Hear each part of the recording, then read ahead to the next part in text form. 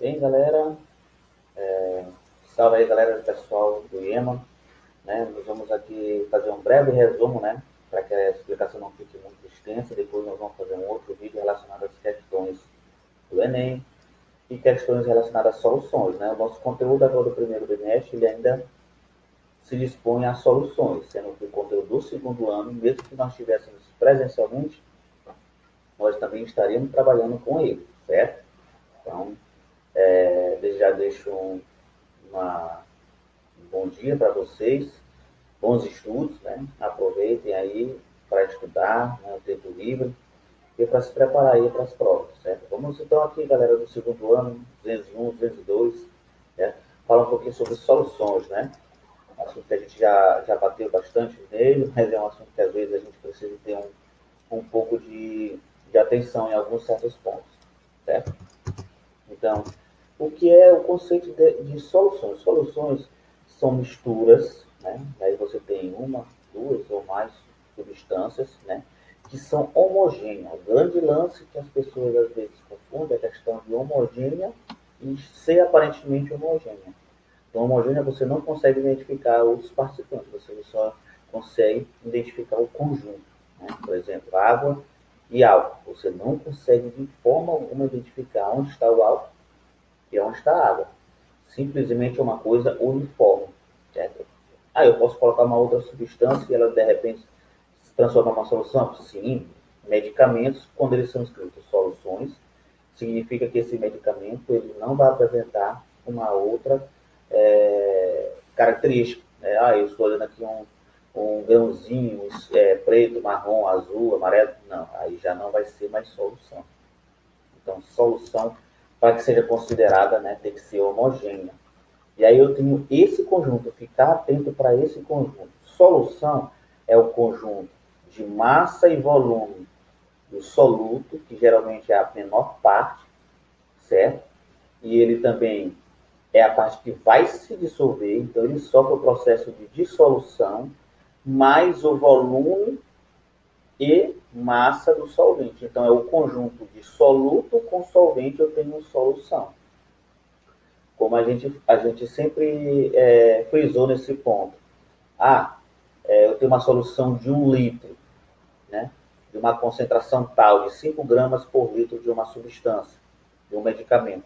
Significa que eu tenho 5 gramas da substância mais 1 litro de solvente? Não. Né? Você tem 5 gramas do soluto e o seu volume ocupado no recipiente, e completando esse 1 litro, você tem um solvente, certo? Então você vai fazer, como eu sempre falei para os alunos, você vai fazer uma bebida láctea, né? Uma chocolatada. Você quer 1 litro, você vai colocar a quantidade de substância soluto, né? O chocolate lá num recipiente, colocar 1 litro, vai estar errado, porque aí vai ultrapassar esse valor de 1 litro. Então você vai colocar aquela quantidade de leite, aquela quantidade de chocolate num recipiente e completar a solução até que chegue até 1 litro. Certo? Então, solução é o conjunto de soluto e solvente. Isso implica dizer que é o conjunto de massa e volume desse e desse também, certo? Só para deixar a coisa mais ampla. Então, é a relação da massa e do soluto e do solvente, certo? Sempre em menor proporção, né? Em geral, água. Por que água? Porque a água é o solvente universal. A água consegue dissolver quase tudo que existe na natureza. Então, ela é chamada solvente universal, certo? E aí nós temos o açúcar em água. Você não consegue identificar o açúcar, certo? Na água, embora a molécula é uma molécula, ela é composta de vários átomos, mas você não consegue identificar essa solução. Ah, professor, mas se eu colocar mais açúcar nesta água, vai lá no fundo vai ficar uns grãozinhos de açúcar. E aí, ela continua sendo solução? Aí não. Aí ela vai ser uma solução saturada com corpo de fundo. E aí ela já deixa esse caráter homogêneo dela, certo? Então aí nós vamos trabalhar mais lá na frente sobre solubilidade, certo? O ar, você não consegue identificar os participantes. O ar é uma mistura gasosa de nitrogênio, oxigênio, existe até gases novos, certo? Dióxido de carbono, quando a gente respira, tem uma série de gases envolvido na nossa atmosfera que a gente não consegue identificá-los. Ligas metálicas, ouro 18 quilates, ouro 24 quilates, certo? Então, como se forma uma solução? Né? Tem a substância A e a substância B. Né? Quando eu junto essas duas, elas vão misturar-se em caráter homogêneo. Você não vai identificar a substância A e a B simultaneamente. Vai ter um conjunto uniforme. Isso chama-se solução. Certo? Em classificação das soluções, nós temos as sólidas, né? Ligas metálicas, né? Medicamentos, né? Na forma de comprimido, pode ser também na forma líquida, né? Água com gás, água sem gás, né? Água mineral, aí você tem um belíssimo exemplo de quase boa parte dos elementos químicos da tabela periódica dissolvido em uma única substância chamada de água, né? Você tem sódio, tem potássio, tem ferro, tem cálcio, tem cloro, tem quase boa parte, pelo menos 20 elementos químicos você tem na água mineral, certo? Em maior ou menor proporção. Então aí é uma solução clássica. Certo? Soro fisiológico, né? Às vezes coloca-se um pouquinho de sal com uma pitada de açúcar, né? Bebidas em geral também elas podem fazer parte das características de soluções. E o A, né? Aqui ele botou isento de poeira. Mas, poxa, por que ele botou isento de poeira? Porque aí nós vamos ver mais lá na frente um efeito característico a isso, chamado de efeito Tyndall. E aí já você consegue, se você consegue identificar as partículas desse conjunto, então ela deixa de ser solução, correto? Você está identificando aqui, está aqui o ar, e você está vendo a poeira sendo carregada pelo ar, ela deixa de ser solução. Mas o ar sem poeira, ó, solução verdadeira. Né? E aí tem a questão também de duas classificações moleculares, né? Como eu falei lá na nossa live, vamos refalar um pouquinho de novo. Né? O soluto ele é formado por moléculas que não se dissociam. Então, esta molécula da água, elas perfazem ligações covalentes e elas não se dissociam, ou seja, elas não vão se quebrar, elas vão continuar unidas no meio de água. Então, aí elas não vão formar íons, certo? Por que formar íons e por que não formar íons? Depende da ligação química. Quando ela entra em contato com água, ela não sofre a dissociação, ou seja, não há quebra dessas ligações químicas, transformando em átomos em íons, positivos e negativos, né?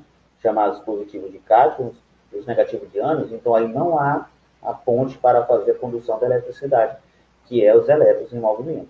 Né? Já as iônicas, né, a característica delas é exatamente isso. Né? Elas vão se separar quando entrar em contato com água, elas vão dissociar. Iônica geralmente é um ametal com um metal. Ó, cloro, na tabela periódica, ele não é um metal, mas o sódio, sim, o metal da família 1. Então, quando eles entram em contato com a água, eles sofrem essa quebra, certo? Essa ligação sofre essa quebra, e aí forma íons positivos, né, e íons negativos. E aí, este polo aqui é um polo que favorecerá a condução dos elétrons, então ela vai conduzir a eletricidade, certo? Beleza? Molecular não sofre dissociação, não forma íons, iônica forma íons. Professor, como é que eu vou saber isso? Às vezes é um pouco complicado você saber, a não ser que você coloque ela na água e ela sofre a dissociação e você verifique que ela conduziu a eletricidade. E aí você tem na prática a sua resposta, se ela é iônica ou molecular. Mas também, iônica você tem que lembrar. Se é metal, professor, eu estou vendo aqui um composto que eu nunca vi na minha vida, mas ele tem um metal. E aí ele vai ser molecular iônica. Aí certamente ele vai ser iônico, entendeu? Então basta se ater para isso. Metais, eles têm uma característica enorme para doar elétrons. Né? Tem aquele modelo ainda assim um pouco questionado. Né? Eu sempre fico assim pensando assim, é um modelo extremamente, não sei nem se ele é assim um modelo que pode se confiar, né? Mas o modelo mar de elétrons dos metais é um modelo assim bem complicado, mas enfim, ele ainda está presente nos livros didáticos. Então, os metais eles têm essa grande característica de serem eletropositivos, eles doam elétrons. E aí, quando eles se ligam com outros elementos químicos, certamente eles vão fazer ligações iônicas. Então, você parte daí, poxa, Olhei o metal, não sei que substância é essa, sulfato de cobre, nunca vi na minha vida, apesar de nós termos lá no nosso laboratório de química. E aí, vai ser molecular ou vai ser iônico? Aí verifica, tem um metal, grande chance de ser iônico, beleza? Vamos partir aqui para a questão da solubilidade. O que vinha a ser solubilidade, que às vezes gosta de cair em prova de Enem, gosta de cair em diversos tipos de prova, e o aluno, às vezes, ele se perde, fica nervoso. Mas, gente, calma. Sem solubilidade é a coisa mais fácil que tem. Eu sei como. Eu já passei por essa fase, eu sei que, às vezes, você fica um pouco nervoso com relação a gráfico, e aí, quando aquela questão bate seco, te pede a interpretação de gráfico. Você tem que parar um pouquinho, respirar fundo e pensar junto comigo. Olha, o gráfico, todas as respostas estão na minha frente. Só que eu tenho que saber interpretar, né? Fazer a interpretação daquele gráfico. É o calado que diz tudo, né? Digamos que uma pessoa não possa falar, mas possa gesticular. Então, se ela falar em língua de sinais e você souber, você vai saber perfeitamente o que aquela pessoa está falando, né? Não necessariamente ela dizer uma palavra, um som com a boca, certo? Ela pode falar a língua dos sinais lá e aí você entender tudo. Então, é mais ou menos assim que é o gráfico. Ele está te falando, ele está te dando respostas. Só que você tem que saber interpretar esse gráfico, certo? E a interpretação não requer muita, dependendo dos gráficos. Lógico, os gráficos de matemática você tem que ter um conhecimento maior. Mas os gráficos de química, você só tem que ter a questão da interpretação dos eixos, né? Então, vamos lá. O coeficiente de solubilidade é o que eu falei, é a quantidade máxima que uma determinada substância pode dissolver outra. Então, a água, ela tem uma determinada quantidade de certas substâncias que ela pode dissolver, certo? Aí eu botei aqui uns exemplos aqui, ó. O NaCl, o sal de cozinha. Então, em 100 gramas de água, ou seja, em 100 ml de água, você só consegue dissolver 36 gramas. Isso a uma temperatura de 20 graus Celsius. Professor, se eu variar essa temperatura aqui, esse coeficiente de solubilidade vai variar? Vai. Então, essa medida foi medida e eles colocaram esse padrão. A 20, ela dissolve 36 gramas de sal. Se você botar 40, ela vai dissolver os 36 e o restante ela vai para o fundo, chamado corpo de fundo, certo? Então, o coeficiente, eu sempre falo, é como se fosse uma barreira eletrônica. Você passou 40, você passou com 30, beleza. 32, beleza. 35, beleza. 37, 38, 39, 40 certinho, né? Digamos, você não vai ser multado, né?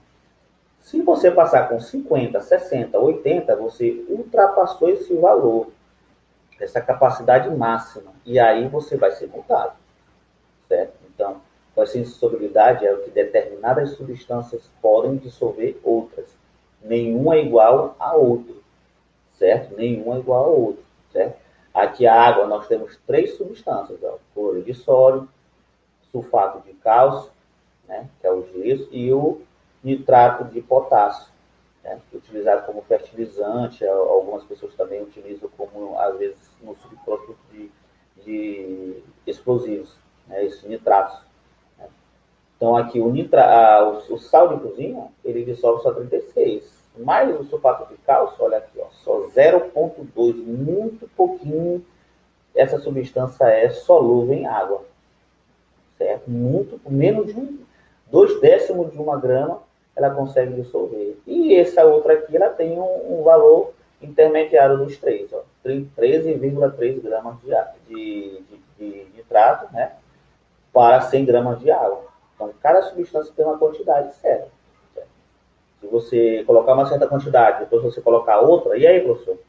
Se eu botar as 3 substâncias, calma. Se você atingiu o coeficiente de solubilidade daquela substância, as outras vão ser corpo de fundo. Beleza? Então vamos lá. E aí, com relação às soluções ainda com solubilidade, gente, a insaturada, né, deve-se em conta isso, a insaturada é quando você não atinge o coeficiente de solubilidade. Então, se lembra aí no slide anterior, né? Se a água dissolve em 100 gramas de água, não vai ser o valor 36, professor, e aí, se fosse 1.000 gramas de água, fosse um litro, professor, ia dissolver quanto? Aí é só tu multiplicar isso aqui. Tu multiplicou isso aqui por 10, vai multiplicar isso por 10, diretamente proporcional. E aí ficaria quanto? 360 gramas de sal de cozinha. Aqui, por 10 também. É aqui, por 10. Certo? Se você multiplicar isso por 10, você vai multiplicar isso por 10. Então, ó, sal, cloreto de sódio, 36 gramas, né? Vamos lá. Então, se você botou 3 gramas de sal em 3 gramas de sal em 100 gramas de água a 20 graus Celsius, o que vai acontecer? Essa substância vai ser insaturada, se não atingir o coeficiente de solubilidade. Então, ela pode ser classificada como insaturada. Botei 30 gramas, professor. Ela continua sendo insaturada, né? Note aqui que tem diluída e concentrada. Aqui diluída é porque ela tem uma quantidade muito pouca de soluto com relação ao solvente. Concentrada é porque você tem uma quantidade um pouco maior, né, de sal, né, embora ela continue sendo insaturada por relação ao soluto, que é a água. É mais ou menos o seguinte, se você beber essa água aqui, certo?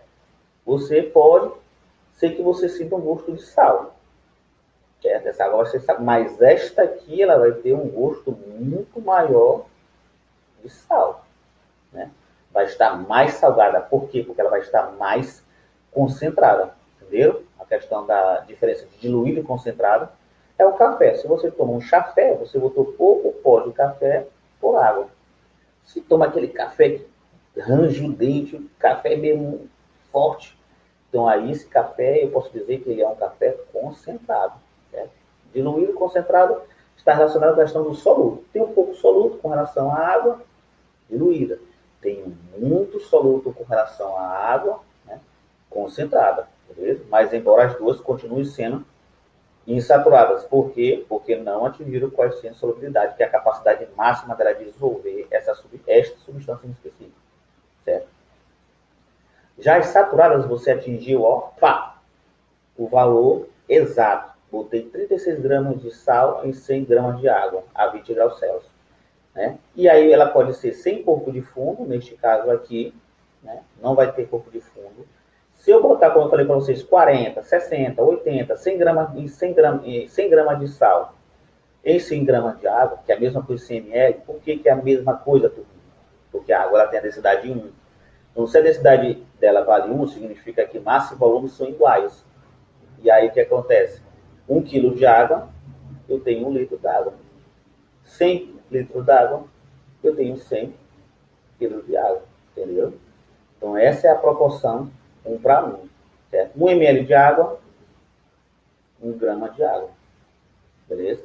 Então, aí, se eu colocar mais, ela vai dissolver essa quantidade aqui que ela pode, e o restante ela joga para o fundo sobre o efeito da gravidade. Ela vai ser saturada com o corpo de fundo.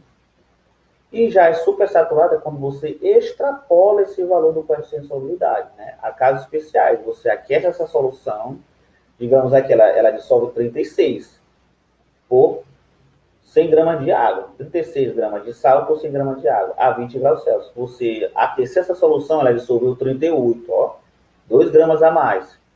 E aí, o que você fez? Resfriou essa solução. E aí, olha, surgiu um novo coeficiente de solubilidade. E agora? Não é 36? Como é que aí está aparecendo 38? A questão é que essa solução é uma solução super saturada. Você forçou com que ela ultrapassasse o valor que ela pode dissolver. Mas deixa uma ressalva aqui que a supersaturada ela é uma solução altamente instável. O que significa isso? Uma sacudida, um vento, uma batidinha. Se você pegar um grãozinho desse pequenininho de sal, jogar na água, ela vai se desfazer todinha e esses 2 gramas voltam para o fundo e ela continua dissolvendo só 36, certo? Então, elas são condições especiais das supersaturadas. Elas não se perfazem por muito tempo. Certo? Aí fala um pouquinho da questão que eu falei para vocês, né? Aquecendo uma solução, né? Depois eu resfrio lentamente, sem nenhum choque mecânico, sem mexer, sem perturbação, e aí ela fica dissolvendo além do que ela pode. Né? Se eu adicionar alguma coisa, um choque térmico, um mecânico, mudei temperatura, ela volta de novo a ser uma solução saturada com um pouco de fundo. Então, são condições extremamente, instáveis, elas podem variar a qualquer momento. Certo? Isso é chamado de germe de cristalização. Você jogou lá, ela se desfez e voltou a ser saturada. Ó. Em geral, o que acontece? Das substâncias, com o passar, isso aqui nós vamos fazer nas atividades, com o passar do tempo, com o passar do aumento da temperatura, em geral, o solvente, a tendência dele é dissolver mais, certo? Algumas delas, certo? Mas outras pode acontecer o contrário, né? Quando eu aumento a temperatura, quando eu aumento a temperatura, ela pode diminuir a solubilidade, certo? Vou dar dois exemplos. A água e o sal. Com o aumento da temperatura, a tendência é do sal ter mais quantidade para ser dissolvido nesta água. Mas, se você tirar o sal em água, e nós fomos para os oceanos, por exemplo, e aí quando você aumenta a temperatura da água, dos mares e dos oceanos, aí você pode pensar assim, professor, então agora vai aumentar a solubilidade, digamos, do oxigênio. Aí não. Infelizmente, quando você aumenta a temperatura dos mares, da água do mar, né, ou pode ser água também destilada, a quantidade de oxigênio disponível é cada vez menor. Então, aí você tem uma coisa inversamente proporcional, certo? Sal e água, diretamente proporcionais. À medida que eu aumento a temperatura, eu aumento a solubilidade. O gráfico ele vai subir, certo? Já que água e substância oxigênio, gás oxigênio, quando você aumenta a temperatura, a tendência à solubilidade cair, né? Descendente. Certo? Então, aqui a questão do refrigerante. Por que o refrigerante ele gelado você abre, pá, bebe tranquilo, se você não agitar. Mas se eu pegar um refrigerante quente, professor, e abrir, vai ser aquela espuma toda. Por quê? Justamente por essa questão da solubilidade. Certo? Se você tem uma temperatura elevada, esse líquido ele tem a menos capacidade de dissolver aquela substância. Então ela vai se desprender rapidamente, né? Favorecendo aquela espuma que é o CO2, o dióxido de carbono. Certo? Olha aí, ó. Gráfico, gente, nós vamos trabalhar depois no próximo vídeo algumas questões de Enem e algumas questões de gráfico. O gráfico é bem simples. A primeira coisa que você tem que observar no gráfico, quem são os participantes. Eu tenho aqui, ó, nesse eixo, temperatura em graus Celsius, e nesse outro eixo aqui, e você dá uma lidinha, tá um pouco 90 graus, mas você consegue ler. Solubilidade em gramas da substância por 100 gramas de água. Daqui você pode tirar mais de 300 questões relacionadas à solubilidade. Então, observa aqui, ó, o nitrato de potássio, né? Com o aumento da temperatura, né, 20, 40, chegando próximo aos 60, eu tenho um aumento de solubilidade, certo? Eu posso até verificar, através do gráfico, os valores, ó, 20 a 20 graus Celsius. Você pega bem aqui, ó, pega a sua canetinha, pega seu lápis e faz isso aqui, ó, vai subindo, vai subindo, vai subindo, vai subindo, vai subindo, vai subindo. Quando tocar no gráfico a 20 graus Celsius, agora você vai horizontalmente, ó, vai para cá, vai para cá, vai para cá. Então tá batendo mais ou menos 20 ou 20 graus Celsius, ó. De novo, 20. Eu quero saber quanto que ele sobe a 20, professor. Você vai subindo. Tocou no gráfico essa tua subida, né? Você pode fazer isso com lápis, numa prova de Enem ou numa prova de química qualquer. Quando tocou, você vai em direção ao outro gráfico. É quase uma batalha naval. E aí tá dando 20, aqui é 20, aqui é 40. Tá dando uns traços, não dá para dizer um valor ao certo, mas dá para você estimar. Tá mais do que 30, tá? Uns 35, 36 gramas, não é isso? Dessa substância aqui. Certo? Você pode fazer isso com a outra substância também. A 20 graus Celsius, quanto é que está o cloreto de sódio? Ó, vai subindo, vai subindo, vai subindo, vai subindo, vai subindo, vai subindo, vai subindo. Ó, vai bater bem aqui, certo? Está riscando 40, né? Então ela está bem próximo dos 40, né? 40 gramas. Ó, aqui, ó.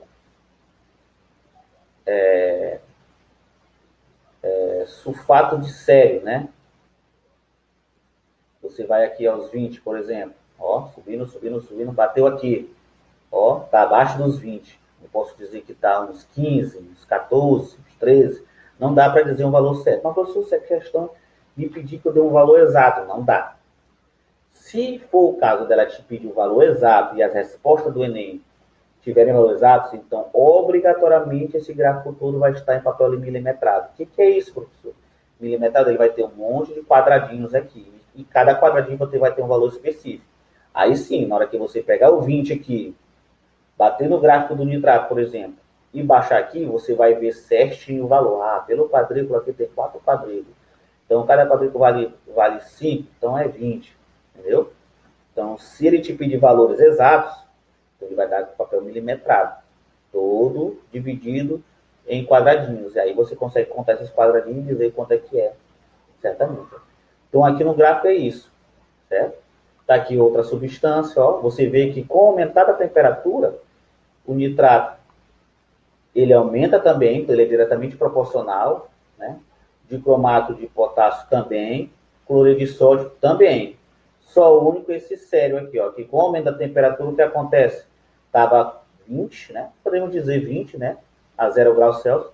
Com a 20, 40, com o aumento da temperatura, o que aconteceu? A solubilidade dele caiu para menos de 5, a gente pode dizer, ou menos de 10, né? Então, a única substância que, com o aumento da temperatura, se fosse uma questão, cenário alternativa em que a substância, ou então, verbo falso ou verdadeiro, substância nitrato, ela é inversamente proporcional à solubilidade com a temperatura, esse aqui, ou esse aqui, verdadeiro. Certo? Então, a única substância que é inversamente proporcional da questão da temperatura com solubilidade é esse cidadão aqui, ó. Sulfato de sélio 2. Beleza? Então, a questão do gráfico é você se ater. Primeiro, olha aqui, ó. Primeira ordenada, temperatura. Segunda ordenada, coeficiente. Quero saber quanto que cloreto de sódio dissolve a 60 graus Celsius. Pega teu lápis, vai passando um tracejado, vai passando um tracejado. Bateu no gráfico? Bateu. Triscou na substância desejada? Sim. Vem para cá, ó. 60. Vem para cá. Ó, acima dos 40, então, uns 43, 44, né? 45, certo? Então, como aqui vai de 40 para 60, vai de 20, né? De 20 em 20, então pode ser 50. Tá bem próximo, ó. Aqui para cá. Quase pela metade, pode-se dizer que tem, então, uns 58. Né? Então, é assim que a gente trabalha com o gráfico. É uma coisa bem simples. Certo? Então, a questão também, ó. Substância. Como é que eu sei que a parte que é saturada, supersaturada, as instáveis, é que as não saturadas, né? É bem simples. Por exemplo, essa determinada substância a 20 graus Celsius, ela dissolve quanto? Ó, isso aqui está ali milimetrado, como eu falei para vocês. Então, dá para ter um pouquinho mais de noção de quanto vale. Ó, a 20, ela dissolve aqui, ó, tá quase uns 40, um pouquinho maior do que a metade. Então, vamos lá, vai de 20 em 20, então uns 18, uns 22, quer dizer, né? 22, passou um pouquinho, pode botar 25, por exemplo. Né? Então, aqui, isso aqui é 20 para 40, dá uns 35, mais ou menos, 35, 36, né? 36 dessa substância aqui. Então, o que acontece? Acima desse valor aqui, ó, aqui ela é saturada, certo? Aqui ela está estável, certo? Ainda não atingiu o valor. Então, se eu extrapolar esse valor para essa mesma temperatura, ela vai ser chamada de supersaturada. Certo? Abaixo desse valor, que é essa região pintada aqui, é que ele está dizendo não saturada. Atingiu o gráfico, você atingiu a solubilidade. Presta atenção. Atingiu o gráfico, professor, o que aconteceu? Atingiu a solubilidade. Então, ela é saturada sem corpo de fundo. Passei desse gráfico, professor, ela pode ser supersaturada se ela continuou dissolvendo, embora o coeficiente alterou, ó, lembra lá daquele valor, era 36, passou para 38, certo? Mas é uma solução altamente instável. Qualquer coisa, ela volta de novo. Qualquer besteirinha, qualquer perturbação específica, ela volta de novo, certo? Então, aqui é a região das não saturadas, que ainda não atingiram o coeficiente máximo. No gráfico, ela é o valor, que é exatamente o que nós chamamos de curva de solubilidade, né? Onde vai bater nesses valores é relacionado ao coeficiente de solubilidade, a capacidade máxima dela de dissolver. Suspensão, vamos falar um pouquinho de suspensão. Suspensão é o seguinte, substâncias que estão acima de 1000 nanômetros. Então, ela tem um tamanho relativamente grande, diferente da solução, que a substância ela é tão pequenininha, ela é atômica, e você não consegue identificar ela, certo? Aqui tem um cal, né? Cal, aquele que a gente faz para caiar, que eles chamam de caiar, caiação, né? Poste, né? Tem algumas prefeituras que abusam demais aí e vão pintando aí árvore que só. Isso aí também já seria uma outra questão que a gente poderia, já caiu essa questão no Enem, pode até abordar depois. Então, você consegue ver que ela não é uma mistura homogênea, é uma mistura heterogênea. Né? Você consegue identificar o participante. Por quê? Porque essa substância aqui ela tem um tamanho relativamente grande. Você está observando a olho nu, como a gente fala. Certo? Então, ela é uma mistura heterogênea. E as partículas são visíveis. Né? E aí eu tenho também a questão dos colóides. Né? Elas são aparentemente homogêneas, embora não sejam. É aquela história, olho de touro. Parece ouro, brilha como ouro, tem todo o trejeito de ouro, mas não é. Então, a coloidal, ela tem um tamanho relativamente grande, certo? Aerossol, né? Sólido líquido disperso em água. Fumaça, que nós vamos tratar com a questão do smog, né? É uma... Vira e torna essa questão, gosta de cair no Enem, pode cair no Enem este ano ou no outro ano. Emulsão, certo? É um líquido disperso em outro líquido ou sólido. Né? No caso, a gordura dissolvida num líquido, certo? Na água. Ou então, o ovo, né? Disperso numa gordura, óleo, que é um outro líquido, né? Então, a maionese é uma emulsão, né? Vocês não tiveram muita oportunidade, vocês, meus alunos aí que são novos, não tiveram a oportunidade de uma emulsão, que o pessoal, ninguém vai esquecer esse nome, emulsão, que era chamada emulsão Scott, que tinha um cheiro terrível de peixe, que as pessoas ficavam fedendo a peixe, né? Mas as pessoas que tomaram esse remédio, né, têm uma imunidade boa, né? Emoção Scott, né? Tinha um cidadão carregando uma tainha, um peixe gigante nas costas, né? Era o terror das crianças naquela época, quando era criança. Eu não tomava isso de jeito nenhum, certo? Talvez seja por isso que eu era meio fraco, mas eu não tomava. Uma colher disso aqui era extremamente ruim.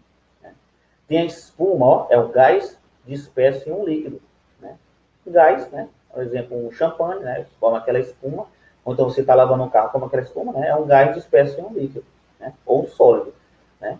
Aí, no caso, essa espuma que eu estou falando é espuma de uma bebida, uma espuma de sabão, ou pode ser aquela pedra pomes que o pessoal utiliza para lixar, né?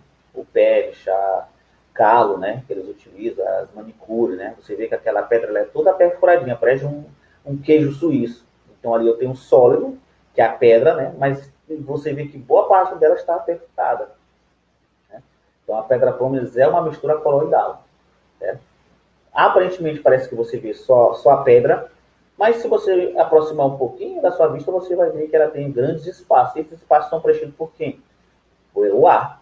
Então ela é uma substância coloidal. O Sol é o sólido disperso em sólido líquido. No caso, o rubi. A gente aparentemente parece que é uma coisa homogênea só. Ah, professor, o rubi é só aquela pedra vermelha, mas não. Se você for olhar com um aparelho moderno, você vai ver que ali tem um sólido disperso em outro sólido, né, que a luz bate, sofre um fenômeno físico, né, com essa luz, e aí ela transforma essa cor em vermelho. Então aí não é uma mistura homogênea. Aparentemente parece demais, né? Só chega assim, opa, rubi é só vermelho, professor, não tem esse negócio não. Eu não vi outra cor no vermelho não, mas bota no aparelho aí que você vai verificar, né? Você tem que fazer o teste. E o gel é um líquido disperso em um sólido. Né? Exemplo aí é a silica gel, aquele que o pessoal utiliza em medicamentos para absorver a umidade. Quando você compra um medicamento, você abre, tem um saquinho lá com um monte de pedrinhas, parece um sal, parece um açúcar. Aquilo ali é chamado de silica gel. Certo? Ó. Lembrando, aparentemente homogênea, mas não é. Por que ela não é? Porque o tamanho das partículas que estão dispersas no líquido ou na outra substância tem um tamanho relativamente grande. Certo? Mesmo que você não consiga ver a olho nu, mas as misturas coloidais têm um tamanho relativamente grande. E a suspensão você já consegue ver com os seus próprios olhos. E a mistura homogênea, nem com o auxílio do melhor computador, você consegue ver, né? Aí eu tenho o rubi, essa pedrinha vermelha, para quem não estava ligado com o rubi, ó, fumaça, um aerossol, certo? Um fenômeno climático aí, fenômeno de poluição aí que já afetou o mundo e afeta, né? E daí o porquê das questões das crises respiratórias, né? Aí eu moro, por exemplo, em Santa Rita, eu vou morar em São Paulo, né? Se eu tiver um problema respiratório, eu vou ser agravado, porque lá a poluição é muito grande por causa das partículas sólidas dissolvidas em partículas no ar. Né? A espuma, ó, bateu o ovo aqui, né? A clara de neve espuma. Gel de cabelo, ó, um líquido ou um líquido sólido. E a manteiga, a emulsão ou a maionese. Isso são exemplos de misturas coloidais. Efeito Tyndall, que tem o efeito Tyndall. O efeito Tyndall é quando eu tenho partículas de tamanho considerável, que elas atravessam essa luz. E quando ela atravessa não. Quando a luz atravessa essas partículas, elas sofrem reflexão, os raios luminosos. E aí o que acontece? Dá a trajetória dessa luz, né? De manhã cedo, quando você começa a olhar algumas partículas subindo, a poeira subindo, e sendo refletida por esses raios luminosos, isso aí é chamado de efeito Tyndall. Ó, eu joguei um laser aqui nessa solução, né? Passou tranquilamente, mas chegou nessa aqui, ó, digamos que aqui seja água com gelatina. Aparentemente ela é homogênea. Você olha, pô, é a mesma coisa, professor, água. Não, aqui eu tenho uma solução, digamos, de água e sal. O laser não sofre nenhuma deflexão, né? Nenhuma reflexão. E aí, quando ele bate aqui, eu vejo a trajetória toda dele. Por quê? Porque as partículas já têm um tamanho considerável. E aí elas conseguem fazer reflexão, conseguem dar esse efeito de espelho, né? Elas refletem a luz, causando uma trajetória. Isso é chamado de efeito Tyndall. Não acontece em solução, acontece em colóides e acontece muito nas suspensões. Certo? Olha aí. Né? A luz, né, dispersa, né, através das partículas. Por que isso ocorre? Por causa do tamanho considerável das partículas. Quais tipos de misturas ocorrem? Colóide e suspensão. Água e areia. Vai sofrer efeito Tyndall? Vai, tem que sofrer. Por quê? Porque as partículas têm um tamanho considerável. Água e açúcar? Não, porque é uma solução, certo? Ocorre em colóides e suspensões, mas não ocorre em soluções verdadeiras. Ok? Tranquilo? Agora já está mais claro aí essa questão, né, turma? Certo? E aí eu vou ter aqui, para a gente poder já finalizar, né? Propriedade das soluções.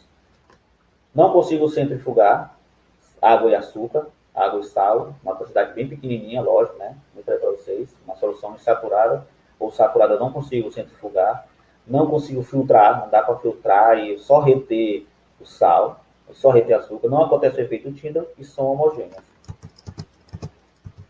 Já as suspensões, o que acontece? É tudo sim. Por que eu não botei das outras? Solução, ela não ocorre em nenhum desses aqui, ó. Não centrifuga, não filtra, não efeito Tyndall, são homogêneos. Colóides, centrifuga, filtra, ocorre efeito Tyndall, aparentemente homogênea ou pode não ser homogênea. Suspensão, centrifuga e muito, água e areia, você centrifuga que é uma maravilha. Filtra, você consegue filtrar, entenderam agora? Por quê? Porque o tamanho das partículas é considerável. Ocorre efeito Tyndall e são heterogêneas. Pronto, galera. E aí a gente encerra essa questão de soluções, valeu? Qualquer coisa aí, forte abraço, fiquem com Deus.